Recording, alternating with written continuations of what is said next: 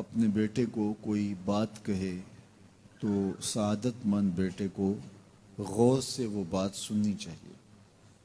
استاد یا شیخ اپنے شاگرد کو کوئی بات کہے تو اسے غور سے اس بات کو سماعت کرنا چاہیے، چونکہ کہنے والا اس کا بزرگ ہے۔ لیکن وہ بزرگ، وہ شیخ، وہ استاد اگر ساتھ قسم بھی کرے تو پھر اور زیادہ مضمون کی اہمیت ہو جاتی ہے کہ یہ کوئی اہم مضمون تھا جس سے قبل قسم کی جا رہی ہے۔ اب یہاں جو ارشاد فرمایا جانے لگا ہے اس سے قبل میرے رب نے رب ہو کے قسم کی ہے۔ میرا مالک تو یوں بھی کہہ دیتا تو کافی تھا، لیکن مضمون اتنا اہم ہے کہ اس کو بیان کرنے سے قبل میرے رب نے قسم کی، اور پھر قسم بھی ایک نہیں کی، 5 قسمیں کی۔ والعادیات ضبحا، قسم ہے ان گھوڑوں کی جب وہ تیز دوڑیں تو ان کے سینوں سے آواز نکلتی ہے۔ راہ حق میں جہاد کے لیے جب گھوڑے دوڑتے ہیں تو ان کے سینوں سے نکلنے والی آواز اللہ کو کتنی محبوب ہے کہ ان گھوڑوں کی قسم کی۔ فالموریات قدحا، اور وہی گھوڑے جب برق رفتاری سے دوڑتے ہیں اور پتھریلی زمین میں جب ان کا گزر ہوتا ہے تو ان کے پاؤں سے لگی ہوئی کھریوں کے ٹکرانے سے، پتھروں سے جو شرارے نکلتے ہیں، اللہ فرماتا ہے کہ میں ان گھوڑوں کی قسمیں کرتا ہوں کہ جن کے پاؤں سے لگی ہوئی کھریوں کے ٹکرانے سے پتھروں سے شرارے نکلے۔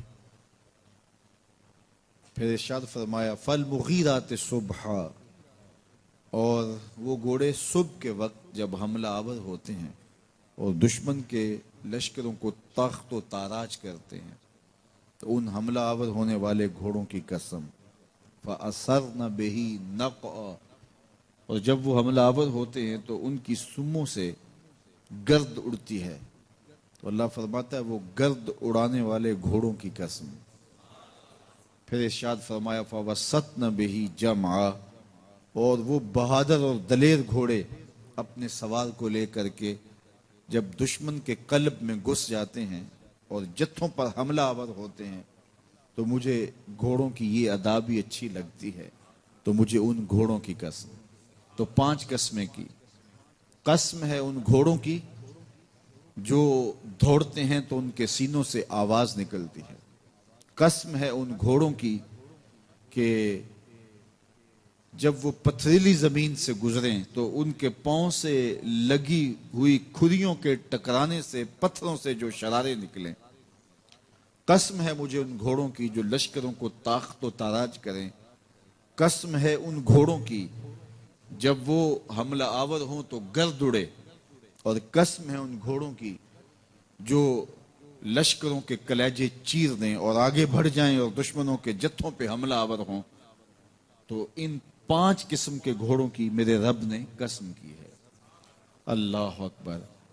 میرے مالک ذات کے گھوڑے اور تو ان کی قسمیں کرے، تو کہا کہ یہ گھوڑے میرے محبوب کے غلاموں کے ہیں۔ اللہ اکبر! محبوب کے غلاموں کے گھوڑوں کے پاؤں سے لگی ہوئی کھریوں کے ٹکرانے سے، پتھروں سے جو شرارے نکلے، رب کو وہ بھی پسند ہیں۔ ذرا غور تو کیجئے۔ تو ذات کے گھوڑے بھی ہوں لیکن نسبت محبوب سے ہو تو وہ گھوڑے بھی اچھے لگتے ہیں۔ اچھا ذرا آگے آ جائیے، ذات کا کتا ہے لیکن ولیوں کے سنگ جڑ گیا۔ اللہ نے اس کتے کا ذکر قرآن میں کیا، بلکہ اس کے بیٹھنے کے سٹائل کو بیان کیا۔ وَكَلْبُهُمْ بَاسِطٌ ذِرَاعَيْهِ بِالْوَسِيدِ، ان کا کتا غار کے دھانے پہ اپنے بازوؤں کو پھیلا کے بیٹھا ہے۔ غار کی دہلیز پر بیٹھنے والے کتے کی حیت جلوس کو، اس کے بیٹھنے کے سٹائل کو قرآن نے بیان کیا۔ مالک اس میں ہمارے لیے کیا ہدایت ہے؟ ایک کتے کے بیٹھنے کے سٹائل کو تو بیان کر رہا ہے، اس کی حیت جلوس کو بیان کر رہا ہے، انداز نشست کو بیان کر رہا ہے، تو قرآن تو سراپا ہدایت ہے، تو اس میں ہمارے لیے کیا ہدایت ہے؟ کہا یہی تو بتانا چاہتا ہوں کہ ذات کا کتا بھی ہو، سنگ نیکوں کے جڑ جائے تو وہ قابل ذکر ہو جاتا ہے، اور اگر تم میرے ولیوں سے جڑ جاؤ گے پھر تمہارا مرتبہ کیا ہوگا؟ یہاں تو کتے جڑ جائیں تو قابل ذکر ہوتے ہیں۔ اچھا، ذات کی چیونٹی ہے لیکن راہ تکتی حضرت سلیمان پیغمبر کا، تو اس چیونٹی کی گفتگو اللہ نے قرآن میں بیان کر دی اور اس کے نام کی صورت اتار دی، النمل۔ سورہ نمل اس چیونٹی کے نام پہ صورت ہے جو حضرت سلیمان علیہ السلام کی راہیں تک رہی تھی اور اپنی ہمجولیوں سے کہہ رہی تھی جلدی جلدی اپنے بلوں میں داخل ہو جاؤ، اللہ کے نبی کا لشکر بے خبری میں کہیں تمہیں کچل نہ ڈالے۔ اور حضرت سلیمان نے اس چیونٹی کی بات کو سنا، فَتَبَسَّمَ ضَاحِكًا مِّن قَوْلِهَا، اور مسکرا بھی پڑے۔ تو چیونٹی بھی ہو، گھوڑے بھی ہوں، کتے بھی ہوں، لیکن جب اچھے لوگوں کے سنگ جڑ جائیں، نسبت بلند ہو جائے تو وہ قابل ذکر ہو جاتے ہیں۔ تو ہیں گھوڑے لیکن میرا رب رب ہو کے قرآن میں ان گھوڑوں کی اداؤں کی قسمیں کر رہا ہے۔ وَالْعَادِيَاتِ ضَبْحًا فَالْمُورِيَاتِ قَدْحًا فَالْمُغِيرَاتِ صُبْحًا فَأَثَرْنَ بِهِ نَقْعًا وَوَسَطْنَ بِهِ جَمْعًا۔ قسم ان گھوڑوں کی جو تیز دوڑیں تو سینوں سے آواز نکلے، پتھریلی زمین میں جائیں تو پاؤں سے شرارے نکلیں، گرد و غبار اڑائیں، دشمن کے لشکروں کو تاخت و تاراج کر کے ان کے جتھوں میں گھس جائیں، ان دلیر اور بہادر گھوڑوں کی میرا رب رب ہو کے قسم کر رہا ہے۔ یہاں قسم کی بات چلی تو اللہ نے محبوب کے گھوڑوں کی قسم کی، گھوڑوں کی اداؤں کو پسند کیا۔ محبوب کے غلاموں کے گھوڑے، ان کے پاؤں سے لگی ہوئی کھریوں سے ٹکرانے والے پتھروں سے نکلنے والے شرارے، رب کے وہ بھی محبوب۔ اللہ اکبر۔ تو پھر قسم کی بات چلی تو کبھی گھوڑوں کی قسمیں کی، کبھی محبوب کی راہ گزر کی قسم کی۔ لا اقسم بہذا البلد، مجھے قسم ہے اس شہر کی۔ تو شہر مکہ کی قسم کیوں کی؟ وہاں کعبۃ اللہ ہے، مقام ابراہیم ہے، چاہے زمزم ہے، صفا و مروہ ہے، مزدلفہ ہے، منا ہے، عرفات ہے، قدم قدم انوار کی برستی برکھا ہے، مطاف ہے، حتیم ہے، مستجاب ہے، مستجار ہے، ملتزم ہے، باب کعبہ ہے، سقف بیت اللہ ہے، قدم قدم پہ انوار برس رہے ہیں۔ شاید میرے رب نے قسم اس لیے کی ہو، شاید قسم اس لیے کی ہو، لیکن میرا رب کہتا ہے لا اقسم بہذا البلد، مجھے قسم ہے شہر کی، یعنی شہر مکہ کی۔ کیوں؟ یہاں کعبۃ اللہ ہے، یہاں مقام ابراہیم ہے، یہاں مزدلفہ ہے، منا ہے، عرفات ہے۔ کیوں قسم؟ وانت حل بہذا البلد، محبوب اس شہر کی گلیوں نے تیرے قدم چومے، اے انت مقیم فی ھذا البلد۔ امام قرطبی نے اس کا مفہوم بیان کیا، محبوب آپ کی اقامت اس شہر میں ہے، آپ کے سانسوں کی خوشبو سونگی ہے شہر کی فضاؤں نے، اس لیے مجھے شہر کی قسم کہ محبوب یہاں تم جو رہتے ہو۔ اللہ اکبر۔ تو محبوب کے شہر کی قسم کی، والعصر، محبوب کے زمانے کی قسم کی، والضحیٰ، محبوب کے چہرے کی قسم کی، واللیل، محبوب کی لٹکتی زلفوں کی قسم کی۔ کبھی کہا محبوب تیرے چہرہ زیبا کی قسم، کبھی کہا تیری زلف عنبری کی قسم، کبھی کہا تیرے شہر نور کی قسم، کبھی کہا تیرے زمانہ حسین کی قسم۔ اور پھر قسم کا باب چلا تو بات کہاں تک پہنچی؟ محبوب نہ صرف تیرے شہر کی قسم، نہ صرف تیری گلیوں کی قسم، نہ صرف تیرے چہرہ زیبا کی قسم، نہ تیری زلف نور کی قسم، نہ تیرے عہد زرین کی قسم، محبوب تیری قسم تو ہے ہی تیرے غلاموں کے گھوڑوں کے پاؤں سے لگی ہوئی کھریوں کے ٹکرانے سے جو شرارے اڑتے ہیں، میں خدا ہو کے ان شراروں کو بھی پسند کرتا ہوں اور ان گھوڑوں کی بھی قسمیں کرتا ہوں۔ یہ قرآن ہے نا، والعادیات ضبحا، قسم ہے محبوب تیرے غلاموں کے گھوڑوں کی۔ اللہ اکبر۔ قسم ہے ان کے سینوں سے نکلتی آواز کی، قسم ہے ان کے پاؤں سے نکلتے ہوئے شراروں کی، قسم ہے ان کی خوبصورت اداؤں کی، ان اداؤں والوں گھوڑوں کی قسم۔ اللہ اکبر۔ یہ قسمیں کرنے کے بعد جواب قسم کیا ہے؟ دیکھیے میں یہاں بیٹھا ہوں اور میں گفتگو کے آغاز پہ ہی قسمیں اٹھانا شروع کر دوں. مجھے قسم ہے رب کعبہ کی، مجھے قسم ہے عرش الہی کے مالک کی، مجھے قسم ہے زمین و آسمان کے خالق کی. تو قسموں پہ قسمیں کرتا جاؤں تو جو مجھے غور سے سننے کا عادی نہیں بھی ہے تو وہ بھی متوجہ ہو جائے گا اور سننے کے لیے بے چین ہو جائے گا کہ حضرت قسموں پہ قسمیں اٹھائے جا رہے ہیں، کوئی بات ہے آج. تو میرا رب رب ہو کے قسمیں کر رہا ہے. تو اس کے بعد جواب قسم کیا ہے؟ تو کان کھڑے ہو گئے، روحوں میں پیاس بڑھ گئی اور سماعتیں بچھ گئی کہ میرے مالک تو قسموں پہ قسمیں کر رہے. کبھی گھوڑوں کی اداؤں کی قسمیں، کبھی ان کے سینوں سے نکلتے ہوئے جو ہے وہ اس مہیب آواز کی قسمیں، کبھی پاؤں سے اڑتے ہوئے شراروں کی باتیں، اور کبھی ان کے پاؤں سے اڑتی ہوئی دھول کی کہانیاں. تو قسم پہ قسم، اور قسمیں بھی گھوڑوں کی، تو کوئی بات ہوگی. تو ایک دم کان کھڑے ہو گئے تو جواب آیا ان الانسان لربہ لکنود. بے شک انسان اپنے رب کا ناشکرا ہے، انسان اپنے رب کا ناشکرا ہے. قسمیں گھوڑوں کی ان کی اداؤں کی اور ناشکرا حضرت انسان کو کہا. یہ کتنی لطیف چوٹ تھی جو حضرت انسان کو ماری گئی. یا اللہ ہمیں ناشکرا کہنا تھا تو کہیں اور مقام پہ کہہ لیا جاتا. گھوڑوں کی تو قسمیں کرے اور ہمیں ناشکرا کہے. گھوڑوں کی قسمیں ہو رہی ہوں اور انسان کو ناشکرا کہا جائے. انسان کو ناشکرا کہنا تھا تو کسی اور موقع پہ کہہ لیا جاتا. کہا یہی تو سمجھانا چاہتا ہوں کہ چم میٹھا نہیں ہوتا، کم میٹھا ہوتا ہے. تو ذات کے گھوڑے بھی ہوں لیکن کام کریں تو مجھے وہ بھی اچھے لگتے ہیں. اور تم انسان بنے ہو، نقوش بڑے اچھے ہیں، قدے رانا رکھتے ہو، جھیل جیسی آنکھیں ہیں، اور تم چلتے ہو تو قیامت چلتی ہے، لیکن مجھے تم اچھے نہیں لگتے اگر تم ناشکرے ہو. یہ ہیں ذات کے گھوڑے لیکن میرے محمد عربی کے غلاموں کے غلام ہیں، مجھے اچھے لگتے. تو وہ چم نہیں دیکھتا، وہ کم دیکھتا ہے. تو ذات کے گھوڑے بھی ہوں لیکن نسبت ہو میرے حضور سے، نسبت میرے رسول سے ہو تو رب کو وہ اچھے لگتے ہیں. تو کہا والعادیات ضبحا فالموریات قدحا فالمغیرات صبحا فاثرن به نقعا فوسطن به جمعا ان الانسان لربہ لکنود.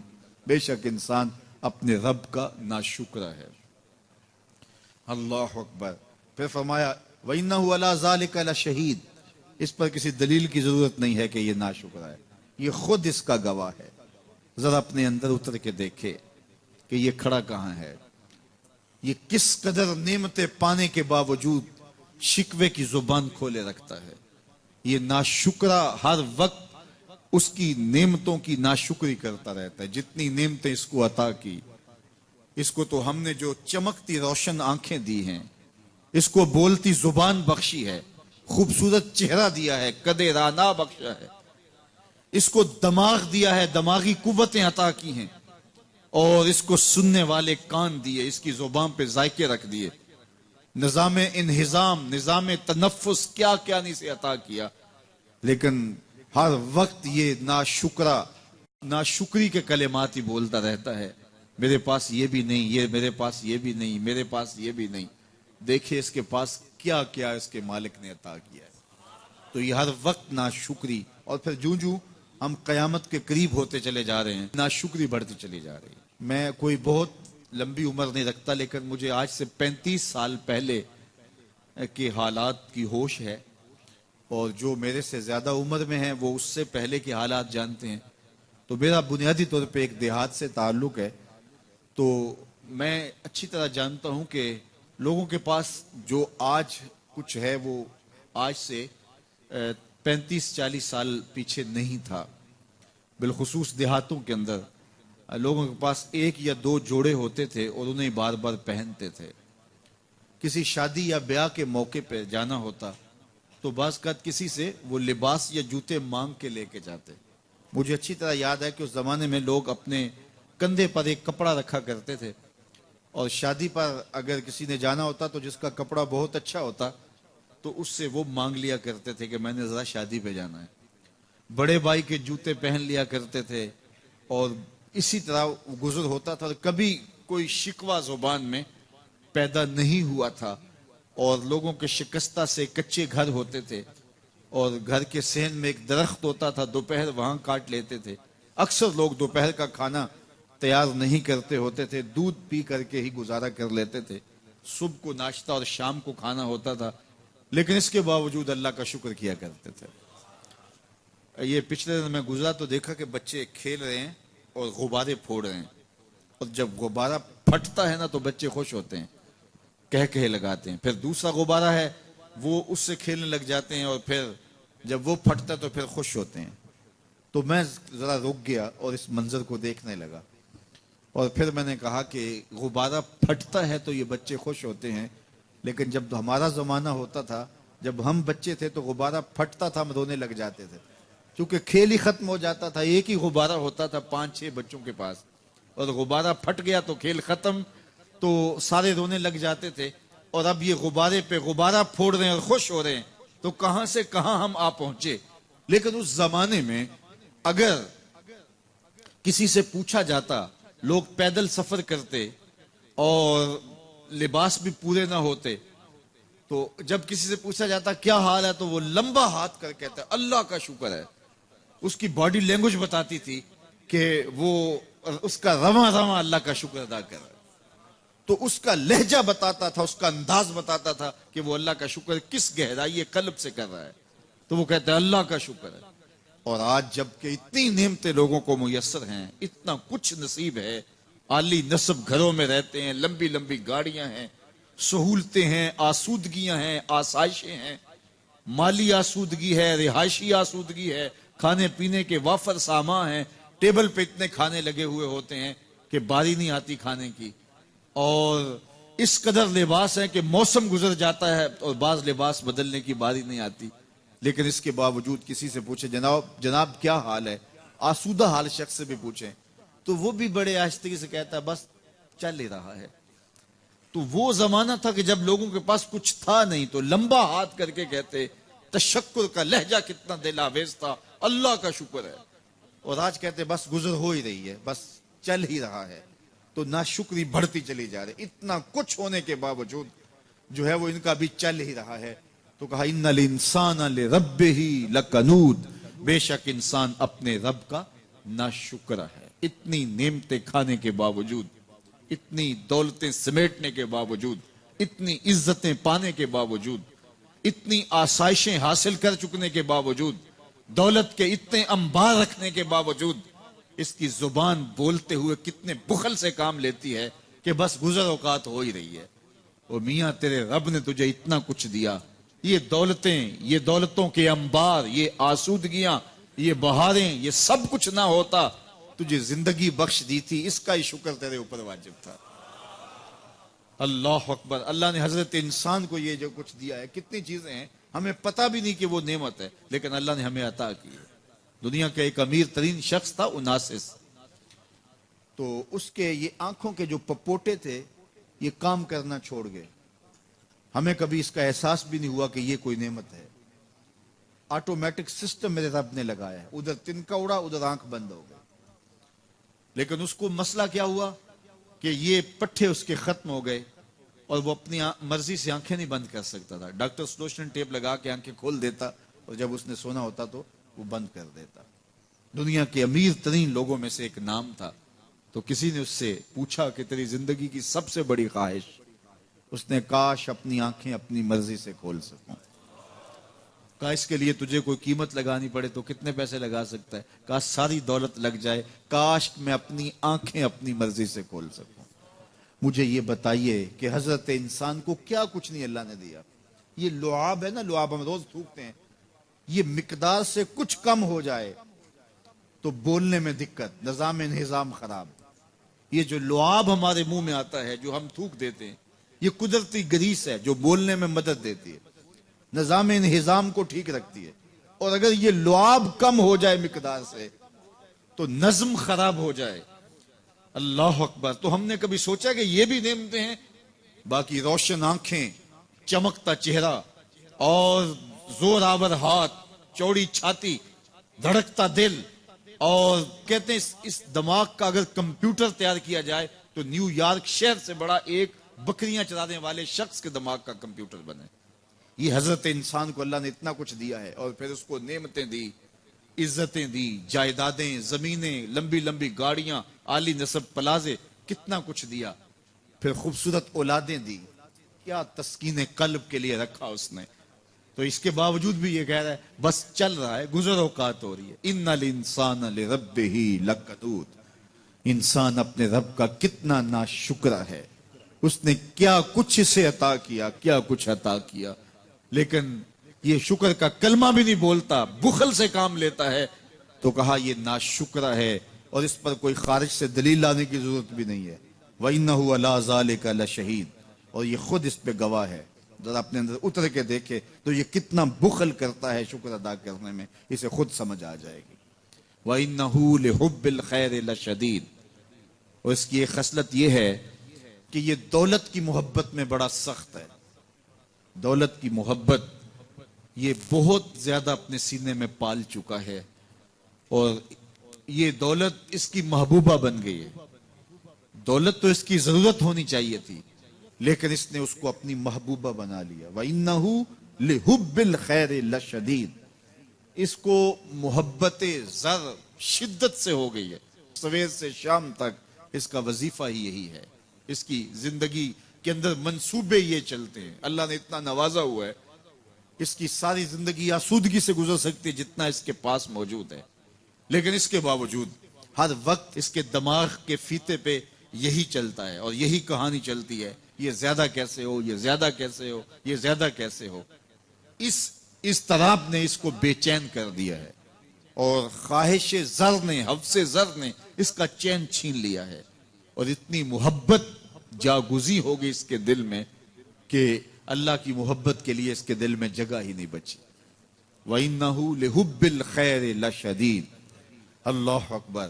اب پہلے گھوڑوں کی اداؤں کی قسمیں کی، پھر اس کے بعد حضرت انسان کی یہ جو بڑی خامیاں تھی، جو خامیاں جڑ ہیں اس کی باقی خامیوں کی، ان کو بیان کیا.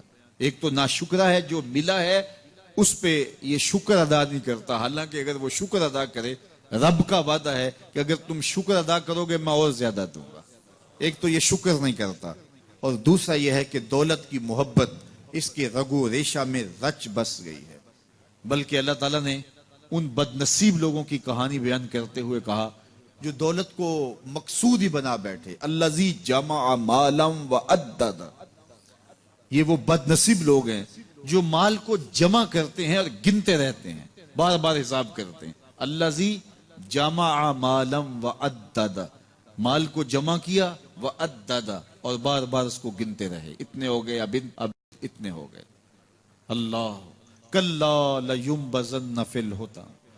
پہلے شرف میں الذی جمع مالا وعدد یحسب ان مالہ اخلد، یہ گمان کرتے ہیں کہ ہمارا مال ہمیں لافانی کر دے گا، مال کی کثرت سے ہم محفوظ ہو جائیں گے اور ہمارا کچھ نہیں بگڑے گا. دولت اتنی ہوگی تو ہم ہر طرح سے حفاظتوں کے ساتھ میں آ جائیں گے، ہمارا مال ہمیں لافانی کر دے گا. یحسب ان مالہ اخلد. اللہ تعالیٰ نے فرمایا کلا، ایسا ہرگز نہیں ہے، یہ تمہاری بھول ہے کہ مال تمہیں لافانی کر دے گا، مال تمہیں مرنے نہیں دے گا، مال تمہیں محفوظ کر لے گا. کلا، ایسا ہرگز نہیں ہے، بلکہ کیا ہے، لَيُنبَذَنَّ فِي الْحُطَمَةِ، ہم تمہیں پکڑ کے آگ میں ڈال دیں گے. لَيُنبَذَنَّ کے لفظ پہ اگر غور کیا جائے تو عربی میں جب ان کا جوتا پرانا ہو جاتا تو پرانا جوتا جب پہننے کے بھی قابل نہ رہتا تو اس کو اتار کے ایسے حقارت سے پہنتے، اور اس کے لیے لفظ استعمال کرتے نبذت النال، میں نے جوتا پھینک دیا. وہ جوتا جو پاؤں میں ڈالنے کے بھی قابل نہ رہے اور اتنا پرانا ہو جائے کہ اس کو اب جو ہے وہ مزید مرمت بھی نہ کروانا ممکن ہو، تو اس کو پھر پھینکا جاتا ہے، اور پھر اس کو وہ حقارت سے پھینکتے ہیں، اور وہ جوتا چلتے ہوئے تنگ کرتا ہے تو پھر اس کو اتار کے حقارت سے رب پھینک دیتے ہیں. تو اس کے لیے لفظ بولتے ہیں نبذت النال، میں نے جوتا پھینک دیا. حقارت سے پھینکنے کو نبض کہتے ہیں، اور یہی لفظ اللہ تعالیٰ جل شانہ نے فرمایا کلا لینبذن فی الحطمہ. اے اہل عرب، جس طرح تم جوتا پرانا حقارت سے پھینکتے ہو، ہم حقارت سے تمہیں آگ میں ڈال دیں گے. کلا لینبذن فی الحطمہ. یہ ان مالداروں کی کہانی ہے جنہوں نے مال کو اپنا معبود بنا لیا. مال کو اپنا مقصود بنا لیا، مال مال مال، ہر قدر پامال کر دی، ہر قدر کی قربانی دے دی مال کے بدلے، اور مال ہی ان کا مقصود بن گیا، اور یہ سمجھے کہ یہ مال جو ہے وہ ان کو لافانی کر دے گا، ان کو مرنے نہیں دے گا، ان کے لیے حفاظتی حصار بن جائے گا۔ کلا لینبذن فی الحطمہ وما ادراک ما الحطمہ۔ اللہ فرماتا ہے جانتے ہو جس حطمہ میں، جس آگ میں تمہیں ڈالا جائے گا وہ آگ کیا ہے؟ مل حطمہ، کیا تمہیں پتا ہے وہ حطمہ کیا ہے؟ پھر خود فرمایا نار اللہ الموقدۃ التی تطلع علی الافئدہ، یہ اللہ کی جلائی ہوئی آگ ہے جو دل کھا جائے گی، جو کلیجے چاٹ جائے گی۔ تو حب زر، یہ حب دولت اور حب دنیا، یہ تمام برائیوں کی جڑ ہے۔ تو اس لیے اپنے اندر سے محبت زر کو نکالنے کی کوشش کیجئے اگر کہیں آپ کو داخل ہوتی محسوس ہو رہی ہے، اور حب دولت کو نکالنے کے لیے زکوٰۃ صدقات اسلام نے ہمیں یہ نظم دی ہے۔ اقبال نے کہا تھا حب دولت تلف می سازت زکوٰۃ، زکوٰۃ حب دولت کو زائل کرتی ہے، جب اللہ کی راہ میں لٹاؤ گے تو اس سے کم بھی نہیں ہوگا۔ میرے حضور نے 3 چیزیں قسم کر کے کہیں، حضرت ابو کبشہ الانماری رضی اللہ تعالیٰ عنہ سے مروی ہے، میرے حضور نے ارشاد فرمایا اگر کوئی شخص کسی کو معاف کر دیتا ہے تو اس کی عزت کم نہیں ہوگی، میں محمد اللہ کی قسم اٹھاتا ہوں۔ دوسری بات میرے حضور نے فرمائی کہ جو شخص مانگنے لگ جاتا ہے، سوال کا دروازہ کھول لیتا ہے، اللہ اس کے لیے محتاجی کا دروازہ کھول دیتا ہے، اس کی کبھی کمی پوری نہیں ہوتی۔ اور تیسری بات میرے حضور نے قسم کر کے کہی ما نقص مال عبد من صدقہ، کہا میں اللہ کی قسم اٹھا کے کہتا ہوں کہ صدقے سے مال کم نہیں ہوتا، صدقے سے مال گھٹتا نہیں ہے۔ تو ایک تو مال بھی نہیں گھٹے گا، یہ ضمانت کس کی ہے؟ میری نہیں ہے، یہ رسول اللہ کی ضمانت ہے۔ ایک تو مال بھی کم نہیں ہوگا، اور دوسرا یہ ہے کہ حب دولت ختم ہوگی۔ حب دولت تلف می سازت زکوٰۃ، یہ ماہ سیام آ رہا ہے تو زکوٰۃ سے حب دولت کو کم کیجئے، بلکہ صدقات دیجئے، نفلی صدقات کیجئے، غرباء کی مدد کیجئے، مساکین کی مدد کیجئے، اپنے غریب محتاج رشتہ داروں پہ غور کیجئے، ان کی مدد کیجئے، اپنی ہمسائیگی میں دیکھیے، پردے سے مدد کیجئے، ان کی عزت نفس بھی مجروح نہ ہو۔ یہ جو نمائش لگا کے 10 اخباروں میں چھپوا کے لوگوں کی مدد کرتے ہیں، اس سے گریز کیجئے۔ کبھی سوچیں کہ اگر آج کسی کی بیٹی لائن میں کھڑی ہے تو کل اگر یہ مرحلہ میری بیٹی کے لیے آ جائے تو پھر میرا مزاج کیا ہوگا؟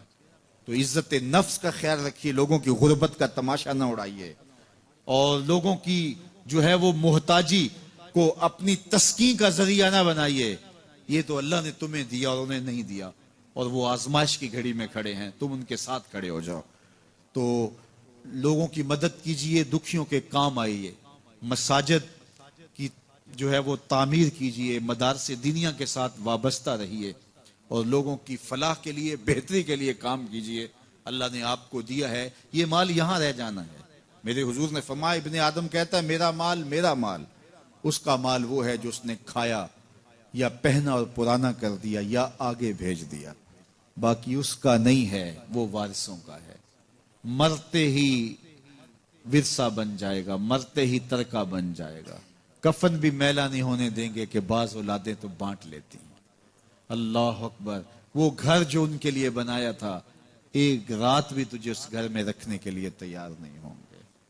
آج تیرا نام چھن گیا، آج کوئی یہ نہیں کہتا کہ پیچھے اس امام کے اور حاضر اس چودھری صاحب کے، حاضر اس میت کے، آج تو ڈیڈ باڈی بن گیا، آج تو میت بن گیا۔ آج خان صاحب، ملک صاحب، چودھری صاحب، پیر صاحب، مفتی صاحب، تیرے سارے ٹائٹل چھین لیے گئے۔ آج پیچھے اس امام کے اور دعا واسطے حاضر اس میت کے، آج تو میت بن گیا۔ آج تیرا لباس بھی پھاڑ کے اتارا ہے، آج تیرے انگوٹھے باندھ دیے گئے ہیں، ناک میں روئی ٹھونس دی گئی ہے، آج تو غسال کے رحم و کرم پہ ہیں، وہ تجھے ادھر الٹ دے یا ادھر پلٹ دے، اب تیرے پاس کوئی اختیار ہی باقی نہیں رہا۔ میاں صاحب بولے جاندی واری ڈرونا بنےو تے ہاتھ نہ لاندے ڈرتے۔ آج اولاد بھی دور ہے، پوتے اور پوتیاں بھی ڈرتی ہیں، جاندی واری ڈرونا بنےو تے ہاتھ نہ لاندے ڈر دے، जिन्ना लई तू पाप कमाए आज किथे नहीं तेरे कर दे। आज सारे चले गए, तो आज अपने हाथ से अपनी जिंदगी को संवारने के अमल की तरफ बढ़ें और राह खुदा में खर्च करें, दुखियों, मजबूरों और लाचारों के काम आए। अल्लाह आपकी मदद करेगा और हुब्बे दुनिया कम होगी। अल्लाह ताला जल्ला शानहू ने सूरह आदियात में पहली 5 आयत में कसमें की, फिर 3 आयत में जो है वो हजरत इंसान की वो कमियां, कोताहियां, जिनकी बुनियाद पर बाकी गुनाह सरजद होते हैं, उनको बयान किया। और उसके बाद फिर इलाज भी कुरान ने बताया और किस कदर उसको चोट लगाई। अफला यालमु इज़ा बुसिरा मा फिल कुबूर व हुस्सिला मा फिस सुदूर इन्ना रब्बहुम बिहिम यौमइज़िल लखबीर। अफला यालमु इज़ा बुसिरा मा फिल कुबूर। ऐ अकड़ के चलने वाले, ऐ नाशुक्र इंसान, ऐ दौलत के पुजारी, वो वक्त याद कर जब तू कब्र से उठाया जाएगा। उस वक्त कफन भी छीन लिया जाएगा। अब सब कुछ छीन लिया गया, दौलत, बैंक बैलेंस, तेरी जायदादें, प्लाजे, गाड़ियां, घर, कोठियां, बंगले, सब कुछ यहीं रह गया। सिर्फ एक चादर कफन के लेके जा रहा है। लेकिन जब कब्र से उठाया जाएगा, ये कफन की चादर भी रह जाएगी, बरहना उठाया जाएगा। अल्लाह अकबर। ना पांव में जूते, ना सर पे पगड़ी, ना बदन पे कपड़ा, बुरहना उठाया जाएगा। सैयदा आयशा रज़ी अल्लाह ताला अन्हा ने सुना तो कांपने लगी। अर्ज़ की हुजूर कब्र से बरहना उठाए जाएंगे तो एक दूसरे से हया नहीं आएगी? फरमाया आयशा मामला इससे भी आगे है। किसी को होश होगी तो हया आएगी, होश उड़े हुए होंगे, खौफे कयामत तारी होगा। कब्रों से यूं लोग उठाए जाएंगे। अफला यअलमु इज़ा बुसिरा मा फिल कुबूर। अब बोसिरा का जो मफहूम है, जो तर्जुमा और मानी है, वो तो रहे। बोसिरा का जो सोती आहंग है, जब बोलते हुए एक झटका लगता है तो कब्रों से उठते हुए लोगों की कैफियत मालूम करने के लिए बोसिरा का सोती आहंग ही काफी है। अफला यअलमु इज़ा बुसिरा मा फिल कुबूर व हुस्सिला मा फिस सुदूर। हुस्सिला के ऊपर जो तशदीद है, ये माने को कितनी खूबसूरती के साथ एक मुजस्सम पैकर में सामने ला रही है। अल्लाह फरमाता फिर वो वक्त आएगा जो सीने में होगा वो तश्तज़बाम हो जाएगा। आज आप मुझे नेक समझते हैं, मैं आपको अच्छा समझता हूं, लेकिन मेरे सीने के अंदर क्या चल रहा है ये आपको नहीं पता। ये मैं तकरीर चहक चहक के कर रहा हूं, इसके पीछे क्या है? मैं आपके दिल अपनी जानब मोड़ना चाहता हूं, आपकी जेबें खाली करना चाहता हूं, या मैं आपके सामने पाक और सुथरा और बड़ा जो है वो नेकोकार बनना चाहता हूं, या मेरा मकसद रिज़ाए इलाही है? ये मुझे पता है, आपको नहीं पता। आप कहां हैं, कहां खड़े हैं, मैं आपको अच्छा समझता हूं, लेकिन आपको पता है कि हम कहां खड़े हैं।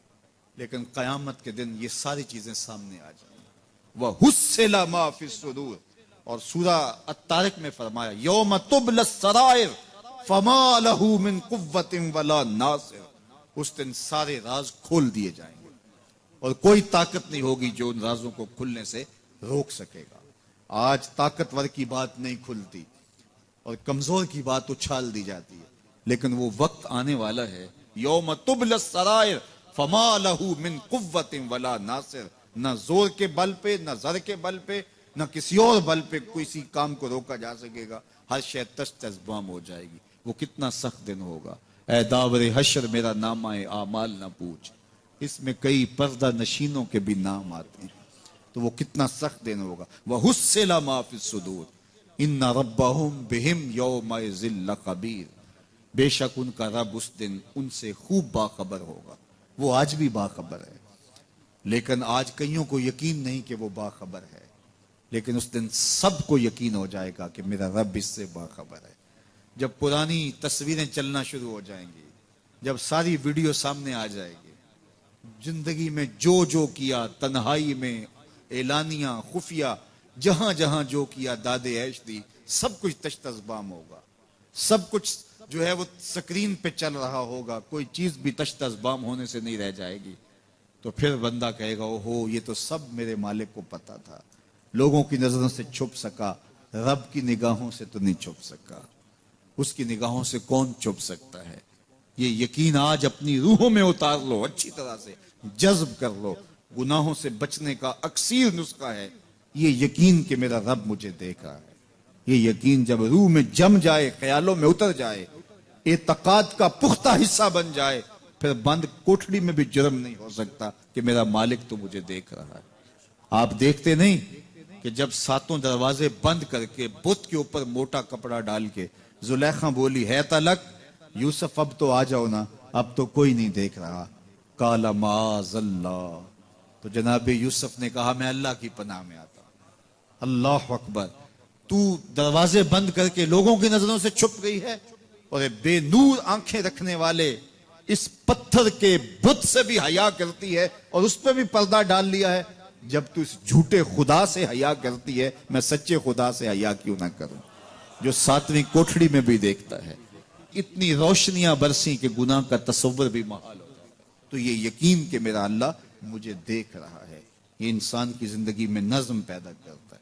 آنے والا موسم ماہ سیام رمضان المبارک، یہ ہماری زندگی کے اندر یہ نور داخل کرتا ہے کہ میرا اللہ دیکھ رہا ہے۔ کڑکتی دھوپ، برستی گرمی، زباں کانٹا، ہونٹ خشک، گلا خشک، دروازہ مکفل، ٹھنڈا پانی دستیاب، لیکن ایک گھونٹ بھی حلق سے نیچے نہیں اتارتے کہ میرا اللہ دیکھ رہا ہے۔ وضو کرتے بھی احتیاط کرتے ہیں کہ میرا اللہ مجھے دیکھ رہا ہے۔ کرتے ہیں کہ نہیں کرتے؟ یہ نور ملتا ہے کہ نہیں ملتا؟ اس کو پھر جذب کر لینا چاہیے تاکہ یہ زندگی میں چھا جائے، کیونکہ جو رمضان میں دیکھتا ہے وہ غیر رمضان میں بھی دیکھتا ہے۔ اور پھر پانی نہیں پیتے کہ اللہ دیکھ رہا ہے، کھانا نہیں کھاتے اللہ دیکھ رہا ہے، لیکن جب آنکھ بھٹکتی ہے تو اس وقت اللہ نہیں دیکھتا، جب خیال بہکتا ہے تو اس وقت اللہ نہیں دیکھتا۔ رشوت میز کے اوپر سے لے رہے ہوں یا نیچے سے لے رہے ہوں تب نہیں اللہ دیکھ رہا ہوتا، اللہ صرف کھانے اور پینے کو دیکھ رہا ہوتا ہے۔ یہ جو ایک نور آیا ہے اس کو جذب کر لے، پوری زندگی میں پھیلا لے۔ تو اسی لیے رمضان تقوی بانٹتا ہے، روزہ تقوی بانٹتا ہے، زندگی میں نور اور روشنیاں بھر دیتا ہے۔